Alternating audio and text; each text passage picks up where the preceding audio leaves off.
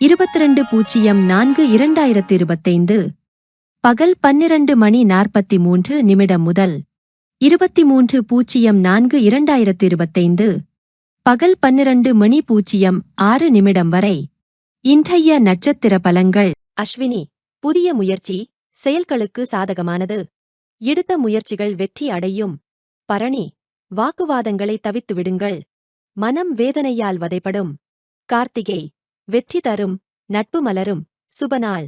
ரோகிணி, புதிய முயற்சி தொழில் மற்றும் புதிய ஒப்பந்தங்களில் வெற்றி உண்டாகும். நண்பர்களால் நன்மை உண்டு. மிருகசீரிடம், மனக்குழப்பம், தொழிலில் பிரச்சனைகள் உண்டாகும்.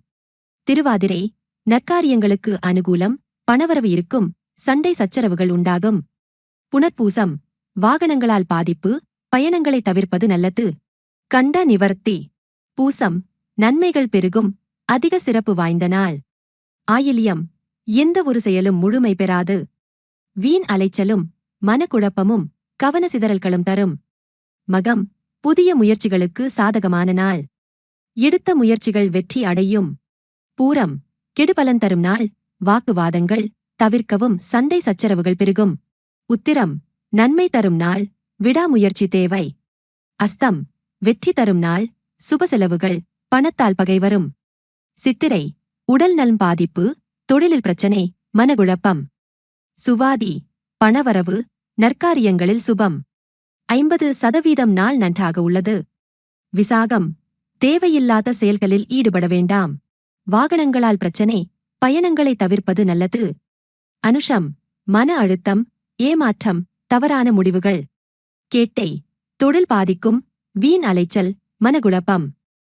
மூலம், இன்றைய நாள் 50% சாதகமாக இருக்கும். நற்பெயர் காப்பாற்றப்படும்.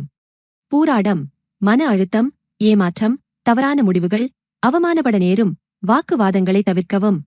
உத்திராடம், உற்றார் உறவினர்களால் நன்மை உண்டாகும். இன்றைய நாள் 50% நன்மை அளிக்கும்.